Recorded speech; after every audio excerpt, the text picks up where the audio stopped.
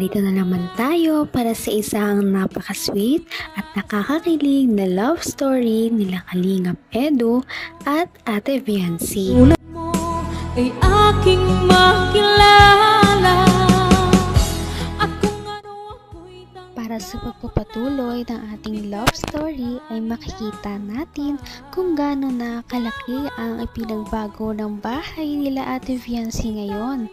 Dahil kahit na maulan, bumagyo man, ano man ang mangyayari ay patuloy pa rin talaga ang paggawa ng mga karpintero para sa bahay nila Ate Viancy. Kaya bilang ganti ay makikita natin si Ate Viancy na dadalaw sa kanilang bahay. Bitbit ang mga pagkain para sa mga karpintero. Kaya makikita natin kung gaano talaga siya kabait at gaano kabait ang kanyang puso at hindi talaga siya nakakalimot sa mga taong tumutulong sa kanya. At ito na nga ang mga nangyari.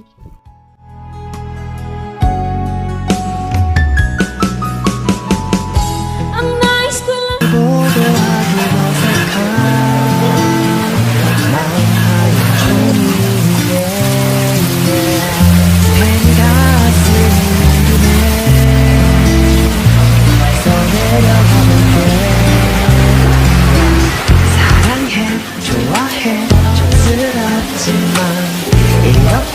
고백해 멋은 없어도 난 지금 진지해 장난하는데 유치해 미안해 하지만 내 Uy, dyan si Biancy.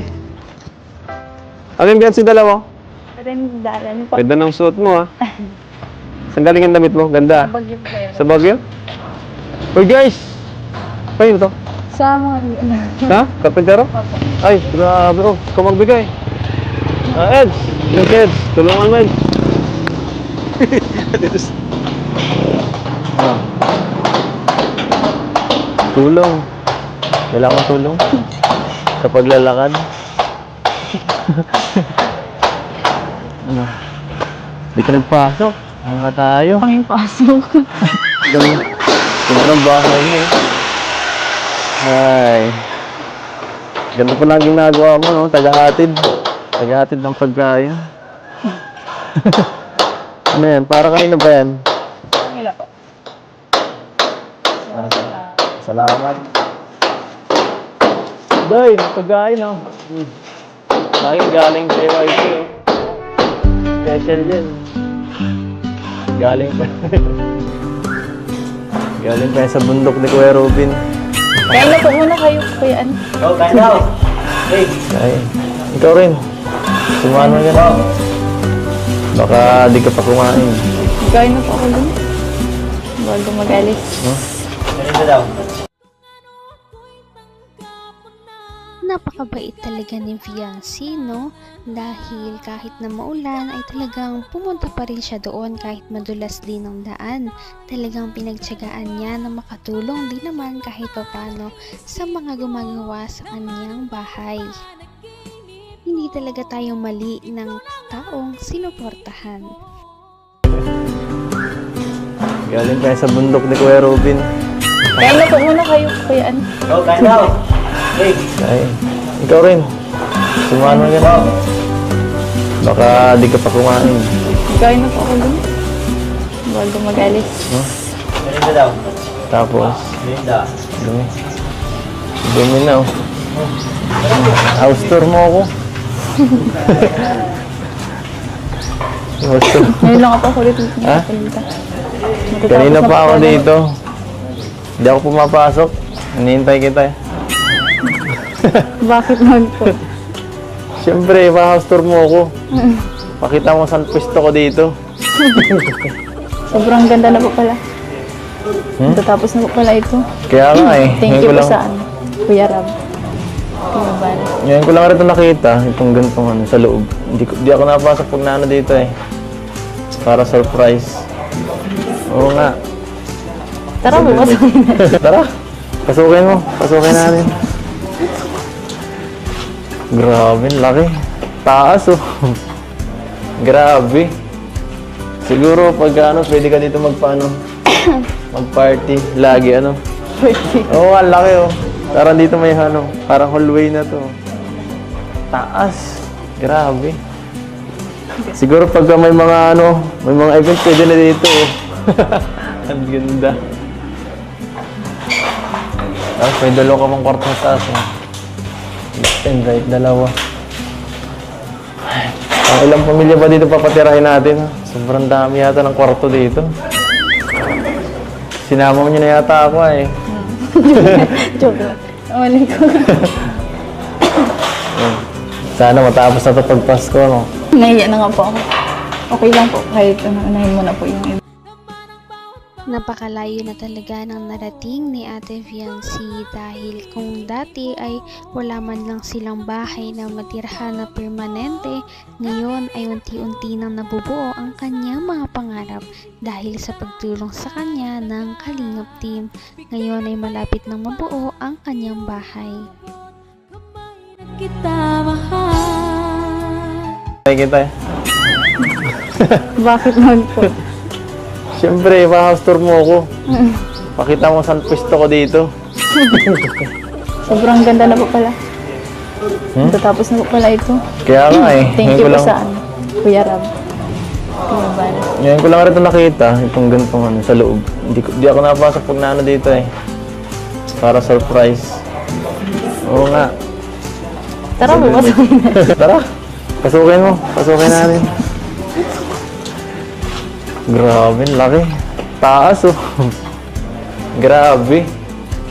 Siguro pag ano, pwede ka dito magpaano, mag-party. Lagi ano. Oo, ang laki oh. Parang dito may ano, parang hallway na to. Taas. Grabe. Siguro pag may mga ano, may mga event pwede na dito oh. Ang ganda. Tapos may dalawa ka pang kwarto sa taas oh. Left and right, dalawa. Ang ilang pamilya ba dito papatirahin natin? Sobrang dami yata ng kwarto dito. Sinama mo niyo na yata ako eh. Joke lang. Awalin ko. Sana matapos na ito pag Pasko, no? Nahiya na nga po ako. Okay lang po. Kahit unahin mo na po yung iba. Ha? Kahit doon po kami muna ulit magpasko sa bahay. Ha? Sa bahay namin. Huwag na. Tapusin na natin to. Papatagalin mo pa eh. Sa akin, hindi ka nahihiya. Napapagod ako. Pinapahirapan mo ako. Layo-layo nun. Abot ako alas 12 kagabi. Sorry na, bossing. Mas maigi dito. Mga 15 minutes lang, okay na. Bilis lang. Kahit pabalik-balik ako dito. Ganda dito. Pero Para sa mga hindi nakakaalam, ang bahay ni Ate Fiancy ay talagang one of a kind dahil sa buong istorya ng pagpapagawa ng Kalingap Team sa kanilang mga beneficiaries, ang bahay lang ni Ate Fiancy ang nagkaroon ng groundbreaking ceremony at nagkakaroon ng 2 palapag. Kaya sobrang swerte talaga ni Ate Fiancy. Ngunit pinapatunayan naman niya na deserve niya talaga ito. Abot kamay na kita. ha? Sa bahay namin. Huwag na. Tapusin na natin to. Papatagalin mo pa eh. Sa akin, hindi ka nahihiya. Napapagod ako. Pinapahirapan mo ako. Layo-layo nun. Abot ako alas 12 kagabi. Sorry na, bossing. Mas maigi dito. Mga 15 minutes lang, okay na. Bilis lang. Kahit pabalik-balik ako dito. Ganda dito. Pero, sana matapos ka, no? Sige, tara. Hindi ko na. Dito ma-celebrate. Ma-celebrate tayo dito ng Pasko. Joke lang. Bagong taon. Ano? Wala na Hong Kong. Paano ba yan? Wala na Hong Kong. Sana tayo mag-celebrate ng ano? Ng anniversary. Dito na lang muna siya. Dito na Dito lang na tayo lang. mag-celebrate. Okay lang kahit saan eh. Okay lang. Kasama ka, okay lang. Kahit. Kahit saan. Kahit nga doon lang sa bahay niyo, okay lang eh. Ano? Opo, kahit saan. Okay lang naman po kahit saan tayo mag-ano. Tayo. Sigurado ka, baka maingit ka sa iba. Sa mga ano. Maingit ka doon sa mga ibang inyo. Sabi ko, ganyan sa kanila. Di bale. Next year sa Hong Kong tayo. Di ba sabi mo gusto mag-Disneyland? Naku, ganda dun. Sobrang ganda dun. Sigurado Bigay ng may kapal.